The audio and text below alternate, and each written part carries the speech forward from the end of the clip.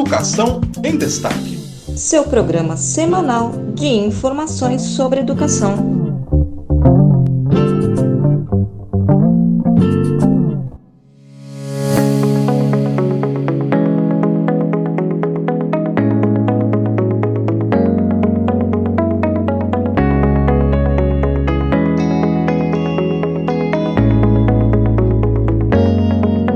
Este documento apresenta, à luz do atual contexto de país e tendo em vista as eleições de 2022, contribuições para a elaboração de uma agenda sistêmica para a educação básica brasileira nas próximas gestões federal e estaduais. Seu objetivo principal é subsidiar e estimular debates com todos aqueles dispostos a discutir caminhos de políticas públicas que precisam ser seguidos pela União, estados e municípios para que o Brasil possa avançar na garantia do direito à educação de qualidade para todos. Educação de qualidade não pode continuar sendo privilégio de poucos. O Brasil vive um momento extremamente crítico, com mais de 650 mil mortes por Covid-19. A gente lembra que isso era em abril de 2022, hoje já passa de 670 mil mortos. Uma crise econômica e social profunda e instabilidades constantes do ponto de vista político e institucional que colocam em risco sua própria democracia. Na educação, o país passou nos últimos anos por um prolongado fechamento de escolas e com uma adoção, em geral, bastante frágil do ensino remoto, que já tem suas limitações próprias. Neste cenário, os grandes desafios que a educação brasileira já tinha antes de 2022 foram enormemente acentuados, afetando particularmente os estudantes em situação de maior vulnerabilidade. Somado a isso, desde 2019, observa-se um Ministério da Educação ausente e omisso quanto à sua responsabilidade constitucional de coordenação nacional e de apoio à gestão educacional de estados e municípios. Este é um trecho do documento Educação Já 2022, Contribuições para a construção de uma agenda sistêmica na educação básica brasileira, produzido pela organização não governamental Todos pela Educação e disponibilizado à sociedade em abril deste ano. Olá, eu sou Francisco Domingos e este é o podcast Educação em Destaque, o seu programa semanal de informações sobre educação direto de Brasília. No programa de hoje, nós vamos destacar os principais tópicos sobre educação dos programas de governo dos dois candidatos mais bem posicionados na disputa para a presidência da República. A eleição acontece neste domingo, dia 2, e o que você já sabe sobre os programas de governo de Lula e Bolsonaro em relação à educação? Vamos apresentar trecho dos planos e comentar sobre cada um deles. Então fica por aqui porque está começando Educação em Destaque.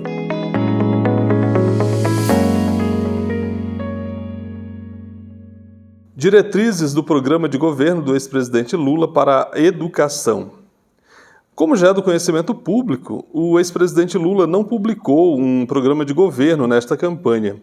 Ainda no mês de junho, a coordenação da campanha do ex-presidente publicou um documento, Diretrizes para o Programa de Reconstrução e Transformação do Brasil, Lula-Alckmin 2023-2026, no qual apresenta tópicos sobre diferentes áreas, mas sem aprofundar nenhuma delas. No capítulo referente à educação, o documento apresenta este texto, abre aspas, o país voltará a investir em educação de qualidade, no direito ao conhecimento e no fortalecimento da educação básica, da creche à pós-graduação, coordenando ações articuladas e sistêmicas entre a União, estados, Distrito Federal e municípios, retomando as metas do Plano Nacional de Educação e revertendo os desmontes do atual governo. Para os alunos que ficaram defasados devido às inúmeras limitações materiais, pedagógicas ou tecnológicas durante a crise sanitária, afirmamos o compromisso do novo governo com um programa de recuperação educacional concomitante à educação regular, para que possam superar esse grave déficit de aprendizagem. A educação é investimento essencial para fazer do Brasil um país desenvolvido, independente e igualitário, mais criativo e feliz. O nosso objetivo é resgatar e fortalecer os princípios do projeto democrático de educação que foi desmontado e aviltado, Para participar da sociedade do conhecimento, é fundamental o resgate de um projeto de educação que dialogue com o projeto de desenvolvimento nacional.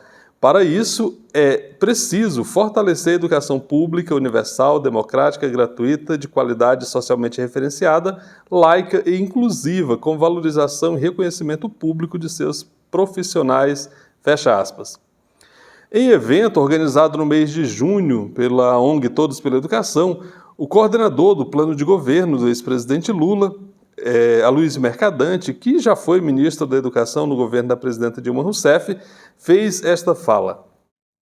Primeiro, educação tem que combinar 3 princípios fundamentais, 3 desafios: acesso, permanência e qualidade. E essa foi uma diretriz fundamental ao longo de todos os nossos governos do PT. Em segundo lugar, a educação precisa ser vista de uma forma sistêmica. Porque o tempo das crianças, dos jovens que estão na escola é agora. Não pode um governo estabelecer um foco e aguardar que os outros esperem uma mudança nas eleições. Educação tem que ser política de Estado e ter continuidade. E quem entra não desfaz o que o outro fez, aprimora, melhora, acrescenta, avança, mas dá continuidade. Nós fizemos um programa extraordinário de apoio às creches, inclusive criando o Fundeb, porque antes o Fundef foi uma grande e importante inovação no governo Fernando Henrique Cardoso, não reconhecia a educação infantil e ensino médio. Nós ampliamos a cobertura para ter um projeto de financiamento. Aplicamos 208% de aumento real na verba para a educação, acima do piso constitucional, que já não existe mais, que é um grande retrocesso. Além de ter vinculado os recursos da educação aos royalties do petróleo e ao Fundo Social do Pré-Sal, na ideia que essa riqueza não renovável devia deixar para as futuras gerações recursos que fossem capazes de preparar o país para a sociedade do conhecimento, para a ciência, para a tecnologia, para a inovação e enfrentar o maior desafio da nossa sociedade e que está na raiz da desigualdade, que é o acesso à educação de qualidade. Na educação infantil, fizemos projetos, esses que apareceram na tela, era a parceria do governo federal com os municípios do governo do estado. Aquele prédio bonito e o mais importante da periferia eram as creches que o MEC distribuía.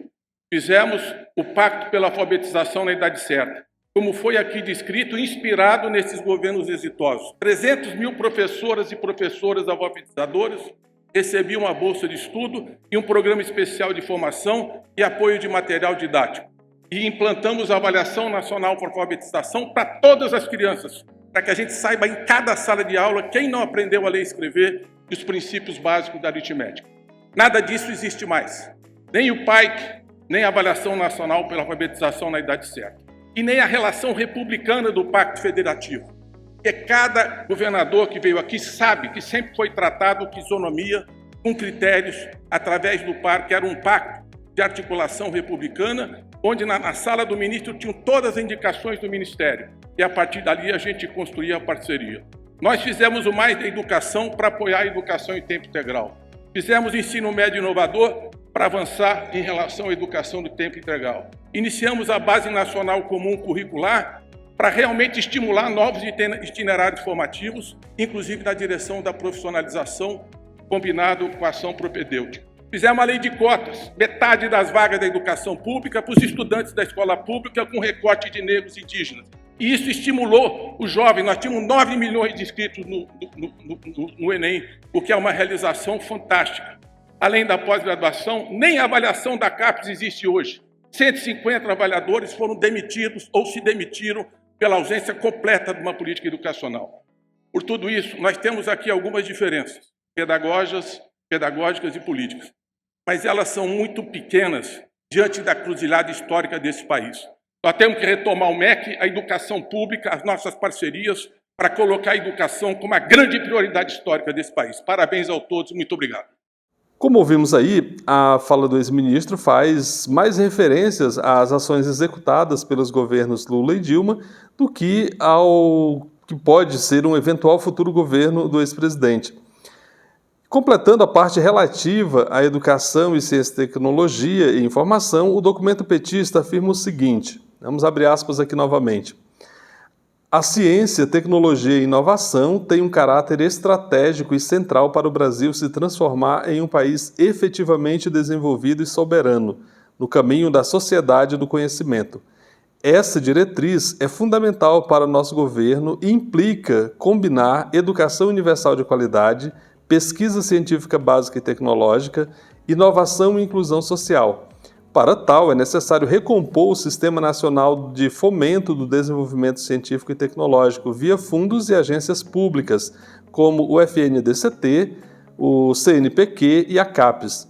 É preciso assegurar a liberdade de pesquisa em suas distintas dimensões e usar a ciência, tecnologia e inovação para as políticas públicas e para a gestão de todos os níveis, integrando o território nacional.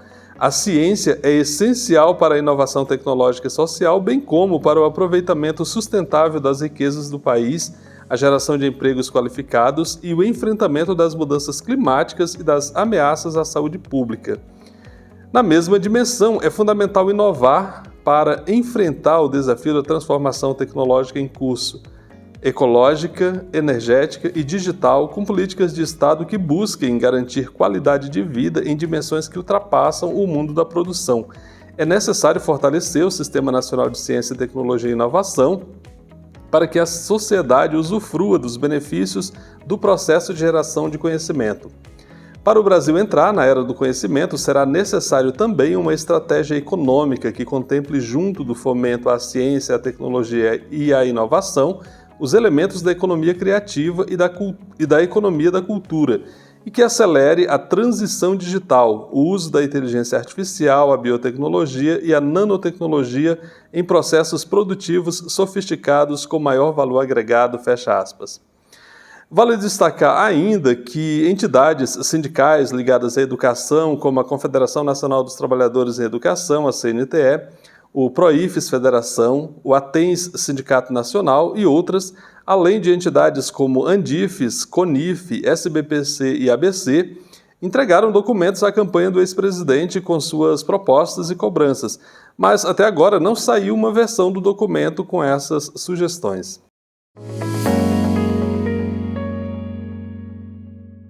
Plano de governo do presidente Bolsonaro diz priorizar o acesso e permanência à educação.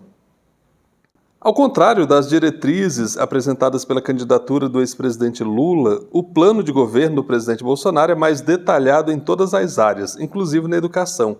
O capítulo referente à área apresenta o seguinte. Vamos abrir aspas aqui para a leitura de um trecho do que está contido no programa de governo, no plano de governo do candidato Bolsonaro em relação à educação. Assim como a saúde, a educação é um serviço essencial. Grave essa informação, serviço. Tanto para a promoção da inclusão social e da qualidade de vida da população, como para o desenvolvimento da nação. Nessa direção deverá ser dada continuidade a um conjunto de ações no sentido de melhorar a posição brasileira nos diversos rankings, como o Programa Internacional de Avaliação de Estudantes, o PISA, em sua próxima edição. Deve constar no planejamento para essa área, a partir de 2023, uma política pública voltada para a formação em todas as faixas etárias e contemplando inclusive educação especial e educação de jovens e adultos, assim como o ensino técnico profissionalizante, ensino superior e pesquisa, com uma base em tecnologia que permita nossos estudantes entenderem e aplicarem assuntos como inteligência artificial, programação, internet das coisas, segurança cibernética e da informação e outros correlatos.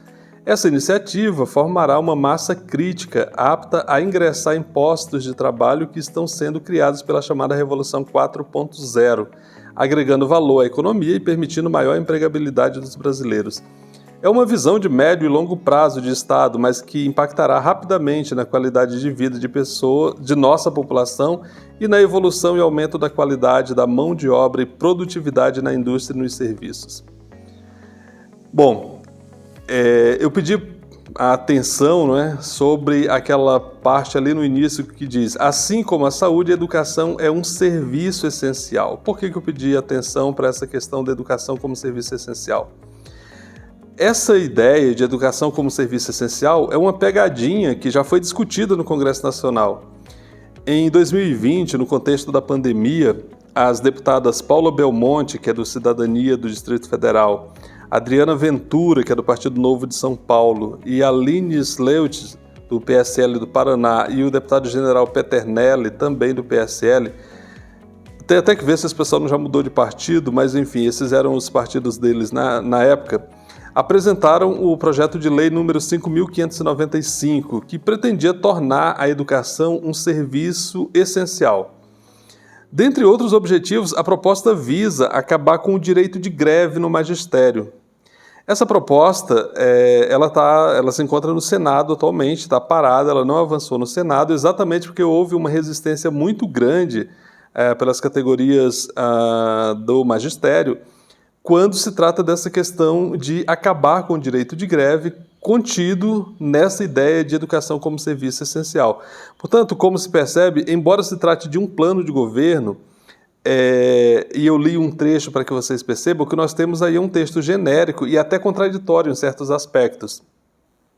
Quando ele afirma, por exemplo, abre aspas, é uma visão de médio e longo prazo de Estado, mas que impactará rapidamente na qualidade de vida de nossa população e na evolução e aumento da qualidade da mão de obra e produtividade na indústria e nos serviços. Veja que o plano diz que a visão é de médio e longo prazo, mas os impactos serão imediatos. É estranho, quer dizer, se você tem um plano que você pretende implementá-lo numa perspectiva de médio e longo prazo, como é que você vai ter impactos imediatos? De que imediato se está falando aqui? Em outro trecho, o documento afirma que, abre aspas, evidentemente, outras áreas do conhecimento deverão ser observadas a fim de dar complementariedade às necessidades da economia e diz, é fundamental que sejam estabelecidas estratégias que se alinhem com as demandas do mercado e o que se ensina nas escolas e universidades, sempre com a finalidade de garantir que os jovens se esforcem durante anos de estudos tenha alta probabilidade de ser empregado na medida em que há essa sinergia entre mercado e ensino, fecha aspas. Outro trecho que eu destaco aqui desse documento foi o que acena para o que a base bolsonarista chama de escola sem partido e para o ensino domiciliar, o homeschooling, que está contido no seguinte trecho, vou abrir aspas novamente para vocês. A gestão 2023-2026 terá a tarefa de incrementar ações que forneçam os fundamentos de importantes disciplinas como matemática, português, história, geografia, ciências, de uma forma geral e outras, permitindo que os alunos possam exercer um pensamento crítico sem conotações ideológicas que apenas distorcem a percepção de mundo, em particular os jovens, e geram decepções no cidadão que busca se colocar no mercado após concluir sua formação. É preciso ampliar o combate à violência institucional contra crianças e adolescentes sob a premissa de que os pais são os principais atores na educação das crianças e não o Estado, fecha aspas. Bom, esse texto ele é preocupante pelo seguinte, ele ofende a Constituição de 1988 que afirma no artigo 205, abre aspas aqui, a educação, direito de todos e dever do Estado e da família, será promovida e incentivada com a colaboração da sociedade, visando ao pleno desenvolvimento da pessoa, seu preparo para o exercício da cidadania e sua qualificação para o trabalho, fecha aspas. E como nós vimos, o plano não considera o pleno desenvolvimento da pessoa e seu preparo para o exercício da cidadania, mas apenas a formação para o mercado de trabalho. Então é uma visão absolutamente reducionista do papel da educação, como se ela fosse apenas um instrumento de formação de mão de obra. E não é disso que se trata. A Constituição é muito clara no seu artigo 205, quando ela coloca a educação como sendo um direito de todos que deve ser assegurado pelo Estado e, evidentemente, pela família. Então, esses pontos eles chamam a atenção nessa proposta aqui da candidatura à reeleição do presidente Bolsonaro no que se refere à educação, porque claramente confronta, e atenta contra um direito assegurado na Constituição. Aqui o foco é apenas a produção de mão de obra para o mercado, que evidentemente não é o papel da educação na perspectiva da nossa Constituição. E aí eu recupero o trecho anterior, quando eles discutem essa questão aqui. Evidentemente, outras áreas do conhecimento deverão ser observadas a fim de dar complementariedade às necessidades da economia. É fundamental que sejam estabelecidas estratégias que se alinhem com as demandas de mercado. Então, você vê uma preocupação clara em formar apenas mão de obra. Eles não estão focados aqui na formação de cidadãos, que é o que a educação deveria e deve, segundo a Constituição, promover. Então, são esses pontos que eu gostaria de destacar, trazer para vocês aqui no nosso programa, que antecede então as eleições que acontecem no próximo domingo, no que se refere à educação, que é o nosso objeto de debate aqui. Então é isso.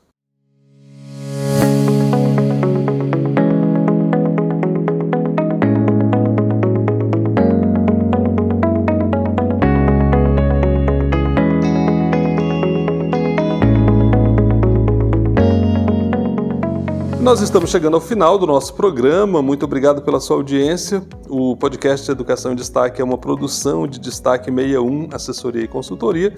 E para este programa nós usamos como base os textos Diretrizes para o Programa de Reconstrução e Transformação do Brasil, Lula-Alckmin 2023-2026 e o Plano de Governo 2023-2026 de Jair Messias Bolsonaro.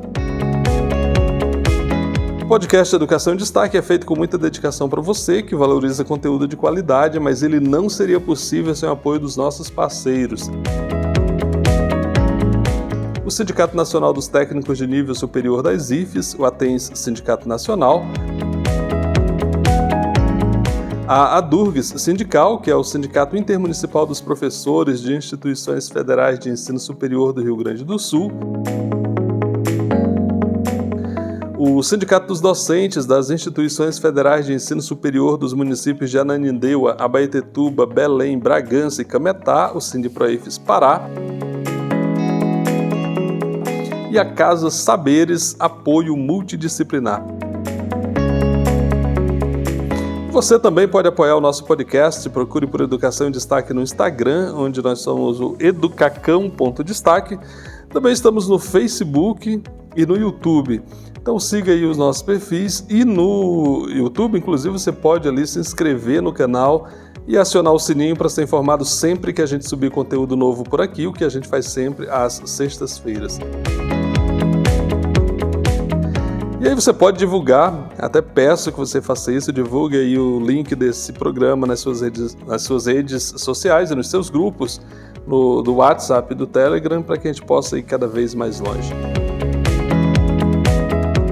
Eu fico por aqui, espero você na próxima semana.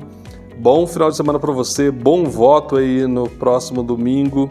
E é isso, grande abraço, até lá e tchau, tchau.